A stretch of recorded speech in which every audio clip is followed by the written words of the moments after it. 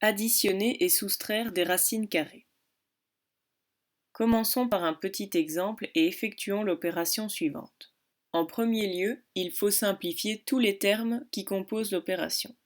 Rappel, pour simplifier une racine, il faut transformer le radicand de la racine en un produit où au moins l'un des deux facteurs sera un carré parfait. Nous pouvons transformer racine de 20 en racine de 4 fois 5. Nous pouvons transformer 3 racines de 12 en 3 racines de 4 fois 3. Moins 2 racine de 5 restera tel quel, puisque nous ne pouvons pas transformer le radicand de la racine 5 en un produit où au moins l'un des deux facteurs sera un carré parfait. Nous recopions alors simplement moins 2 racine de 5 et nous pouvons transformer racine de 27 en racine de 9 fois 3.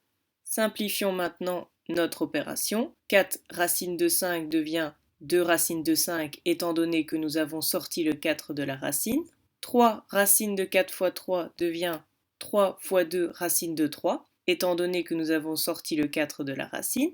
Nous recopions moins 2 racine de 5 et racine de 9 fois 3 devient 3 racine de 3 étant donné que nous avons sorti le 9 de la racine.